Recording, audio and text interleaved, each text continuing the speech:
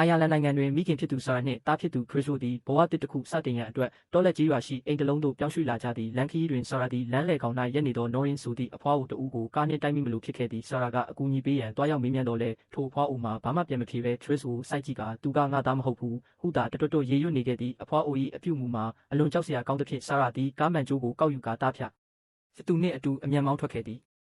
ဆာရာအတွက်သားကိုတယောက်တည်းကျွေးမွေးရသည်မှာမလွယ်ကူသဖြင့်တခါတရံအစားအသောက်ကြီးများသည့်ကိစ္စများဖြင့်စကားများတက်ကြတော့လဲသူတို့သားအမိဆက်ဆံရေးမှာအလွန်နှွေးထွေးသည့်တနေ့တွင်ခရစ်သည်မိဖို့ချောင်ရှိပင့်ကူတကောင်ကြောင့်ကြောက်လန့်ကာရင်းဤဖခင်ကြောင့်မေးမြန်းရင်းစကားများကြရာမှတောထဲသို့ထွက်ပြေးသွားသည်ဆာရာလိုက်ရှာစဉ်တောနက်ထဲ၌အလွန်ကြီးမားပြီးထိတ်လန့်ဖွယ်ကောင်းသောမြေချင်းကြီးစိန်ခုံတစ်ခုကိုတွေ့လိုက်ရသည်ထိုအချိန်မှာပင်ခရစ်သည်နောက်မှပေါ်လာပြီးမိခင်ကိုတောင်းပန်ကာအတူတူအိမ်ပြန်လာခဲ့ကြသည်ထိုညမှစ၍အိမ်တွင်ထူးဆန်းသောအတန်များကြားရပြီးတညတွင်ခရစ်သည်အိမ်ထဲမှပျောက်ဆုံးသွားသည်ဆရာတယောက်တောထဲထိလိုက်ရှာတော့လဲထူးဆန်းသောအတန်များကြောင့်ကြောက်လန့်ကအိမ်ပြန်ပြေးလာပြီးရဲကိုဖုံးဆက်ခဲ့သည်သို့တော်ခရစ်သူ့အခန်းဝတွင်ပေါ်လာပြီးသူတစ်ချိန်လုံးဒီမှာပဲရှိနေသည်ဟုပြောသဖြင့်ဖုံးပြန်ချလိုက်ရသည်နောက်ပိုင်းတွင်ခရစ်သည်အရင်ကမကြိုက်သောအစားအစာများကိုအငမ်းမရစားလာခြင်းပင့်ကူများကိုအစိမ့်လိုက်ဖန်ဆားခြင်းနှင့်တဘာဝထက်ပိုသောခွန်အားများရှိလာခြင်းတို့ကိုဆာရာတွေ့ရှိလာသည်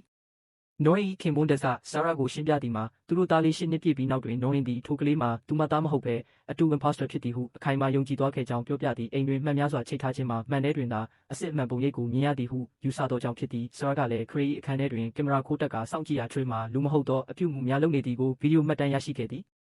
ဆရာသည်ခရစ်အတူကိုအိတ်ဆေးတိုက်ကမေးလဲသွားစေပြီးနောက်သားအစ်ကိုရှာရန်တောထဲရှိမြေချင်းကြီးထဲသို့ဆင်းသွားသည်ထိုမြေချင်းအောက်ရှိဂူထဲတွင်မျက်နှာမပါသည့်တတဝါဆိုးများကိုတွေ့ရပြီးသတိမိနေသောခရစ်စစ်ကိုလည်းရှာတွေ့ခဲ့သည်တတဝါဆိုးများကသူမ၏ပုံစံကိုသူ့ဘက်ကလိုက်လံတိုက်ခိုက်တော်လဲဆရာသည်ခရစ်ကိုကဲထုတ်ကာမြေပေါ်သို့အောင်မြင်စွာပြန်တက်နိုင်ခဲ့သည်